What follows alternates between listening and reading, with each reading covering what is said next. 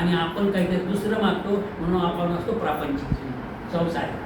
संत व्हा, भगवंताकडे मागायचं तर फक्त त्याची कृपा मागा, त्याचं प्रेम मागा की मी आजपर्यंत चांगला जगलो भगवंता, याच्या पुढे अशीच असाच आशीर्वाद, अशीच कृपा माझ्याजवळ ठेवा. हे पहा, माणूस आजपर्यंतची गॅरंटी देऊ शकतो, उद्याचं काय? सतत त्या साधनेत राहावं लागतं. आज जरी तुम्ही चांगले असाल, उद्या तुमच्याकडे काही चुकी होणार नाही याची काही गॅरंटी देता येत नाही. कारण माणूस हा फार चुकीचा पुतळा आहे.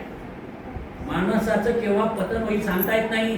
चांगले चांगले महाराज गेले ना, खतम झाले ना. गंमत होती का? एक एक कोटी भक्त होते.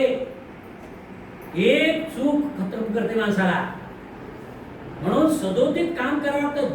दिवसा आपलं जीवन असं, जेव्हा दिवा आपण नेतो ना, दिवा असा झाकून यावं लागतो ना वाऱ्यापासून, तसं माणसाला आपलं चारित्र्य जोपासना करावं लागत असते.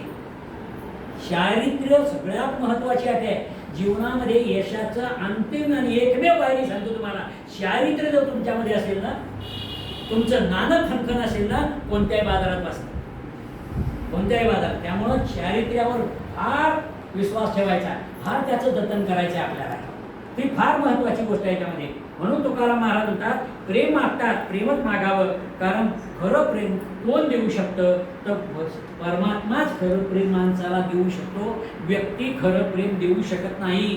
कारण एक गोष्ट लक्षात घ्या, हे प्रेम, समाधान, संतोष, आनंद हे संसारातले शब्द नाही बरं, शब्द आहे. आपण त्या संसाराच्या भांड्यात टाकून ते छिद्रातून पडून जातं. मग ते लक्षात घ्या, हे जे शब्द आहेत, प्रेम, संतोष, समाधान, ह्या ज्या शब्द आहेत त्याच्यामध्ये, हे शब्द खऱ्या अर्थाने संसाराचं नाहीच आहे. त्यामुळे ते पडून जातं याच्यामध्ये. आणि प्रेमाची एक गोष्ट तुकारामाला, प्रेम हा अनुभव आहे. प्रेम शब्दात नाही व्यक्त करताय, शब्दात व्यक्त केलं. शास्त्र असं म्हणतं की प्रेम तुमच्या हृदयामध्ये तो दीपक ज्वलंत आहे, ठेवत आहे. पण तुम्ही जर का तोंडा वाटे म्हटलं माझं प्रेम आहे, तो दिवा दिसतो. जिथं